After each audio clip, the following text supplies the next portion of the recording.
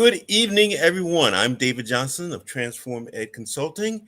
We are using my dear colleague Cassandra Williams' channel, Educational Innovation 360 Degrees. Thanks for allowing us to use it, Cassandra. Our guest tonight is Dr. Anne Marie Ristow.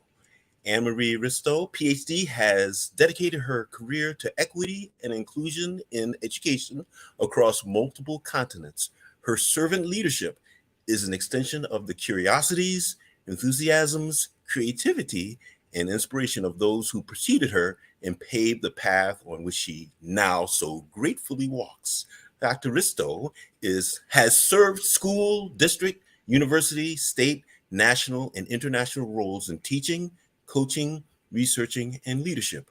Her systems thinking is recognized with nominations as Disney Teacher of the Year, awards as District and State Regional Reading Coach of the Year, National Board Certification, and as a Fulbright Teaching and Leading Scholar. She is currently freelancing while developing her NGO named Systematic Equity Edits Incorporated. Dr. Ristow's equity and inclusion work has delivered her dream of shifting educational minds to see things differently. Welcome, Anne. Hello, how are you tonight? Wow. Thank you, David. I'm listening to you and I'm like, who gets to live this life? This is incredible. Yes, you're living the dream. I am. Thank you for having me. Isn't it great when you start out in your teens or your 20s thinking, well, I want to do this, I want to do that, and then you finally arrive. Isn't that wonderful? Yeah, and I actually did not. I wanted to stay as far away from education as possible. And I didn't like school myself. And I actually skipped the award ceremony my senior year. And my mentor, English teacher, called me into his room and he said, "Where were you last night?" And I had received a scholarship for education. And I actually considered turning it down, but I was raised in a family that was about, you're going to school and you're paying for it yourself. So I took it and then I just fell in love with it. Started in child development and couldn't stop learning. Well, one of the questions I like to ask is how you got here. So tell us, that's the start. What's the rest of the story? Yeah, that was the start. So actually, education found me, as I just shared. And then I, even as a child, I had a friend who had a learning disability and she was ostracized for that. And we would spend many of recesses under the slide memorizing reading lines so that we could have our lunch recess, which was much longer, together to play. And that really touched me. And there's been different events throughout my life that has just led me to this work. And I'm very grateful to be able to do it. Well, you've done a lot of things in education, and I wanted to ask you about some of the things. I think we should say NGO is non-governmental organization, but tell us about Systematic Equity Edits. Okay, so Systematic Equity Edits came about. I was doing work as the student support and academic achievement coordinator in the state of Florida through the Institute of School Reform at the University of South Florida. So it was a grant-funded position that worked with all of the districts in the state. And I was learning so much from all of the people that I was working with, and just really felt like there needed to be a focus on giving people a safe space and a safe way to talk about equity and inclusion. And I left my role at the university and have been working in the nonprofit sector since, collecting research on just that, equity consciousness. The title of our conversation tonight is How Does Your Equity Consciousness Impact Your Teaching and Learning?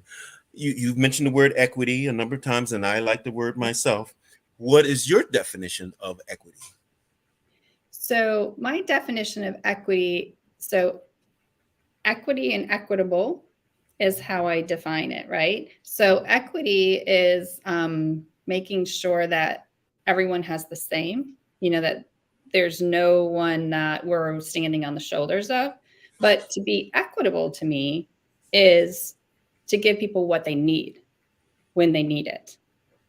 And so for me, the equity consciousness and equity edits, it's about using that maybe as a foundation, because I think that it's been misconceived or misconstrued, and really building a common language around what it really means for our students and our educators. One of the words that came up earlier, or terms rather that came up earlier, was competent pedagogy. There is a lot of conversation about cultural competence and even culturally competent leadership. Yes. How do you put that together with equity? Well, when I think about that, I think about what is our basis for the culture and environment that we're providing. And so I think about things like universal design for learning, right? And it came into design. People thought it was only for students with disabilities. But when you look at the framework and the pedagogy behind it, it is a game changer when you design to the edges. Because I would love for anyone to tell me or show me someone who is normal. It's like we're going after a moving target. And so I think that it is really important to look at universally what are we allowing. And I like to look at it also as universal learning and living, right? Because we want people to be able to function in society and be good civil residents of our world in the way that they're able to contribute. Well, I know you have a big brain and there's a lot to pick, so we better jump into our 6 topics. Where would you like to start? Where would I like to start? Well, we already touched a little bit on equity consciousness. And so I think going into the mind shifts, Yes, tell us about mind shifts. Yeah, so so many people for years we talked about now I just lost the term. Okay. It'll come back to me. But please, mind shifts. Yeah, so to me, mind shifts are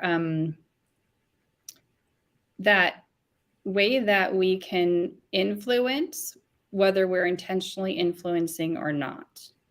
And what I mean by that is, and what like really touched me when I was a classroom teacher, I came across this work. It was called How Do People Learn? And it was just starting to bridge the way the brain works and what we do in education. And there was a chapter in that book that just resonated with me because it was about how the majority of the classroom teachers were single females that were white. And then they might be married white females, but the majority were white females. And I was working with very diverse populations. And there was no way that my life experiences lined up with all the life experiences that were in my classroom. So I had to really learn how to shift my mind, shift my thinking, shift the way I approached my teaching to be more relevant and purposeful to the students that I was privileged to serve every day. Well, how did you do that? Did you do that on your own, or did you attend classes? Did you have a mentor? Did you have someone who was who introduced you to different ways of thinking? Yeah, I always sought out people that were different than me, always, because I love people's stories and I love people's backstories even more. So one thing was just really connecting with everybody and anybody in knowing more about cultures and more about economic statuses and more about what's behind their beliefs. Doing a lot of like noticing and wondering. I think I did that as a child. I'm the youngest of 5, and I feel like I was just a natural researcher. I was always sitting back, like observing everybody and taking things in. So that was one way. But then anything I could get my hands on, and any time that I could learn, I did it. And I didn't necessarily do it in sequence. And what I mean by that is, so I worked on my doctorate, and it was a privilege to be able to defend that and have it accepted, and did my national boards after that because I was working with second language learners in my school district as a coach, and had gone back into the classroom because I believe that you need to stay current always. There's no role that's more important than the classroom, and those that are supporting that need to stay current with what's happening in the classrooms. So at which point in your career did you develop or consider mind shifts? And the word I had earlier was paradigm. I couldn't get paradigm. That's the word. But I'd say paradigm and mind shifts are different. Yeah, no, they are different. So the mind shifts actually came to me when I was working in my district position. I was a multi-tiered system of support coordinator. And that thinking started to, it was percolating then, and continued to do so when I transitioned full-time to the university, working with the state. And so then I started looking at the research behind equity consciousness and looking at people's viewpoints on rationalization and normalization and deficit view and diversity erasure. And I was like, I believe in the good in people. And I believe that if we give them a safe place and have those conversations so that we can start doing the actions, mind shifts are what are required to do that. Well, what does mind shifts, or what do mind shifts entail? So it would be like recognition. So for example, one of the questions, I had this teaser test that I did at the end of 2021. 549 people were gracious enough to give me their thinking around equity consciousness. One of the questions was about if they recognized differences as much as similarities. And many people either answered the sometimes, that middle of the road that I'm not sure which way to tip, for many reasons. And then the next majority was in looking for similarities. So the mind shift there is that if we don't acknowledge and value differences, we're squelching our own innovations. Oh, personal or those whom we teach? Both. I think both. I think that it makes you a better person and then makes you a better teacher. Understood. Well, we better go on to our next topic. How does universal design for learning relate to equity consciousness? Wow. Okay. So UDL itself is a great approach to ensuring that agency is developed, which is necessary for equity consciousness, that relevancy is present, that we're providing engaging environments, that we're allowing a variety of representations of learning. And that all brings in like uplifting the diversity of the students that are being served. So that's where equity consciousness comes into play. When we do like sustaining effort and persistence, we're making sure that like language itself is neutralized. That language isn't a barrier to learners in our classroom. And that makes it more equitable, which allows us to be more equity conscious. It allows us as the educators to allow all of our students to be successful, not just those that fit within a certain approach. Mm-hmm. Well, and I have an admission to make. Yes. I like to think that I stay current. I read and I speak with lots of people, but it's like in the last 2 or 3 years that I even learned the term UDL. When did Mm. that term come about? Oh, it's been about for quite a while. And actually, when I was in my role at the university, I had this great opportunity to make a timeline for universal design for learning, along with multi-tiered systems of support and problem solving. And I brought in what was going on socially across our nation at the time too. Mm-hmm.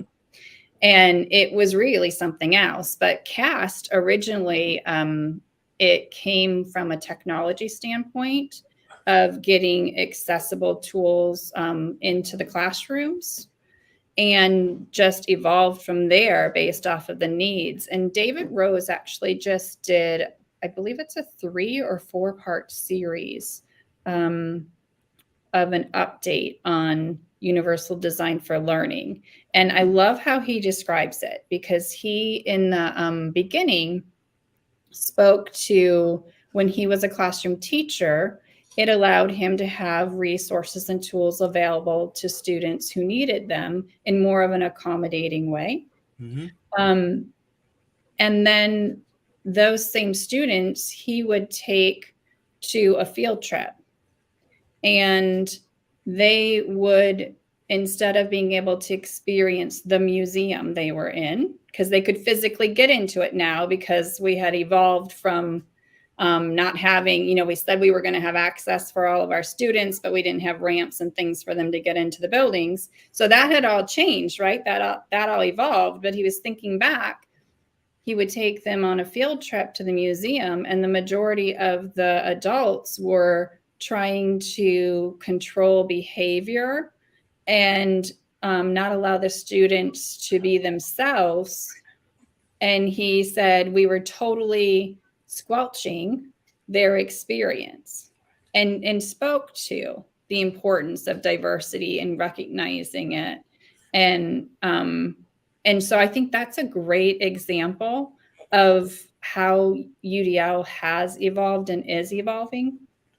And you just touched a topic that it might have been around for a while, but I saw it the other day and said, my gosh, how they keep extending the definition of these terms or the use of these terms. And that was neurological diversity. And I understand it. Yeah. But again, it seemed like a new term to me that was perhaps taking advantage of diversity, equity, and inclusion. A little bit. I actually sat in briefly. I wasn't able to stay for the whole live talk today on LinkedIn, but Nate Swan and Hareen Shukla, I did not pronounce his last name right, I'm sure, and Stephen, he goes by Shed, they were talking about neurodiversity. They were talking about incorporating neurodiversity in the workplace. And they defined it very factually as the dimensions of our thinking styles, to simplify it. In reality, what it does is it really covers the way we approach our thinking and acting. And so they use the definition of neurotypical and neurodiversity. I'm always a little shy when people say typical or norm, because like I said earlier, show me. We're all so different in so many different ways. And it's not to devalue some of the major differences that we have, but it is also okay, so I get it, because we always looked at that bell curve, and we always said, if we're shoot for the middle, we'll get the majority, and it's the rest is just like leftovers or fend for yourself. But if we design to those edges, like I said before, right, those who are neurodiverse, those who have obsessive compulsive disorder or ADHD, or if they like approach learning, if they're on the spectrum, if they have dyslexia, really what it's about is ensuring that we recognize the needs that they have to be able to be successful in the world that's surrounding them. Well, that seems to lead to our next topic. How do I lead for an equitable and inclusive campus? Yeah, so I had the pleasure of co-presenting with a colleague of mine on adaptive leadership. So I have a really fun, cute cartoon video that goes through all this and like takes people through 5 main areas that they can do. But it really is thinking about those items that make us good leaders. So something like leading with integrity on campus, right? So how does that make it inclusive? Well, we did a lot of work with leaders in school buildings, and we would do learning walks, and we would go into the classrooms and observe and go out into the hallway and debrief. And so many of the leaders were looking for complacent quietness, right? They were like, the classroom was quiet, the teacher had control, things must be going good. When you bring in data, student data, and you have conversations then with that, it's like, well, maybe that quiet classroom isn't necessarily what's needed, right? And maybe the students that are being pulled out to receive services somewhere else, which is very non-inclusive, are missing a lot more than we think. So the inclusive campus part of it, like being a leader for equity and inclusion, is really going back to that integrity. And I would always say to people, would you want this decision for your child? Would you want this decision for yourself? And it was a great time to be in the role I was in, because we were transitioning from educational leadership being about management, and the coursework was focused around managing, and really was lacking in the curriculum and engagement areas, the environment, the culture building, social emotional aspects. So it was a wonderful time to be on what was then, cutting edge in building that inclusivity. And we have around 6 minutes left. What? We have 2 more topics to discuss. Which one do you want to address? So we have, okay, I want to address the now we know better. How can we do better? Because there was this article in educational leadership, probably like 20 years ago now, but it was the blue blood is bad, right? Say that again? Yeah, it's called the blue blood is bad, right? With a question mark. Okay. And it's about a health teacher who was lecturing about the circulatory system.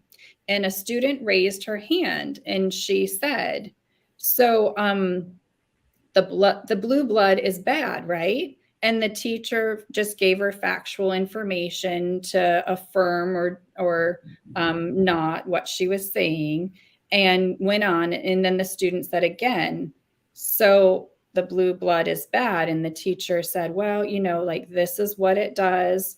And the teacher stayed very factual. And the student actually had sickle cell. And someone inquired afterwards with her.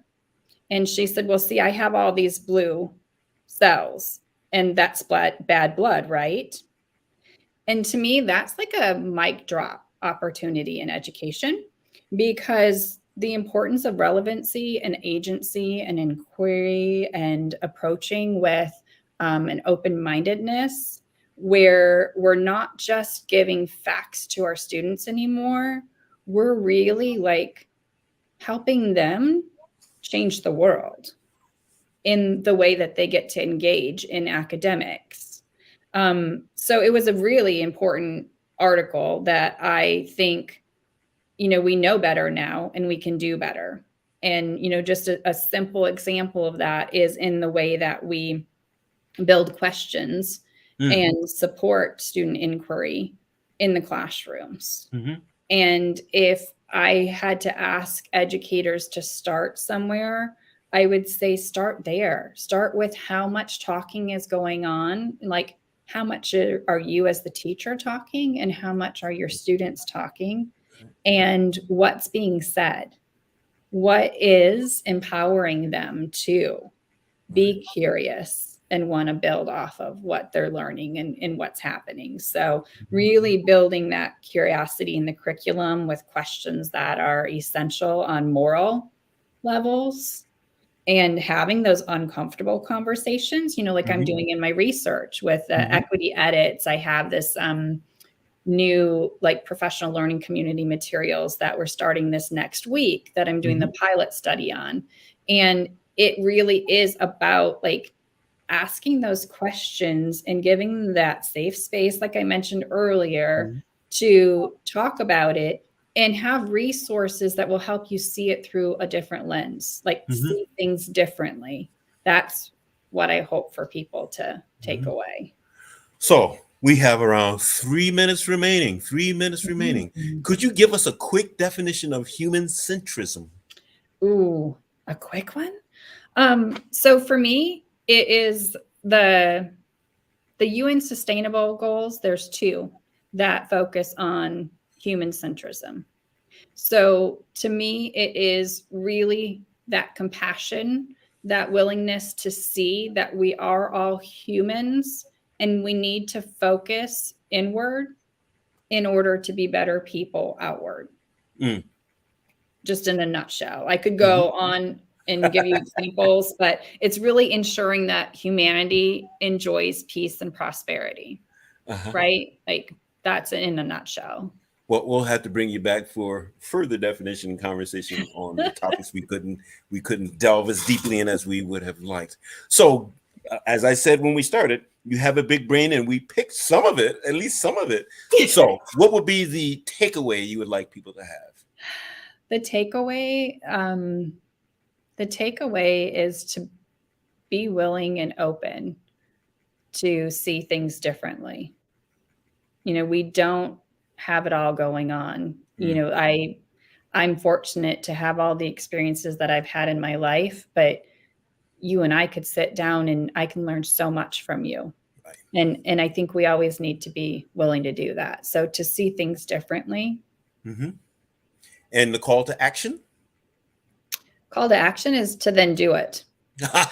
Right? The call to action is to then do it. It is that, like, I love conversations, don't get me wrong, but I feel like we need to have that safe place, have the conversations, and then we need to hold ourselves and each other accountable for being different in how we're interacting.